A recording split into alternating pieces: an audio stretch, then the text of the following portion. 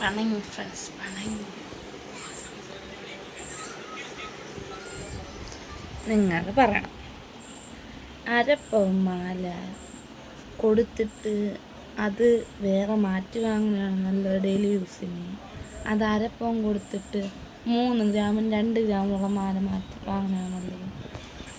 അവനാണ് കേട്ടോ അവൻ്റെ അരപ്പവൻ്റെ മാല പൊട്ടിയല്ല, കൊളുത്താൻ വെച്ച് നീട്ടി വെച്ചിരുന്നു.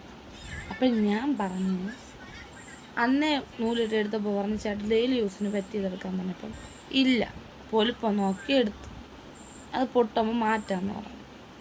ഈ അരപ്പവൻ കൊടുത്തിട്ട് 3 ഗ്രാമും 2 ഗ്രാമും ആക്കാന്ന്.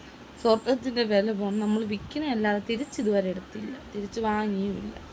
ഞാൻ പറഞ്ഞു അത് കൊടുക്കണ്ട, മാറ്റി വേറെ മോഡൽ വാങ്ങാം. അതിന് എൻ്റെ കഴുത്തിൽ കിടന്ന മാല വരെ തിരിച്ചു വാങ്ങിച്ച് വെച്ചുകൊണ്ടിരിക്കുന്നത് ആ ചൂടിൽ.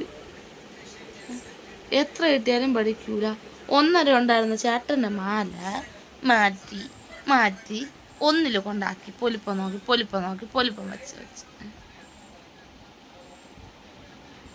പൊലിപ്പം മാറ്റാൻ പോകുമ്പോൾ പൈസ, വേറെ മാല വാങ്ങണ പൈസ, അതൊന്നും ചിന്തിക്കില്ല.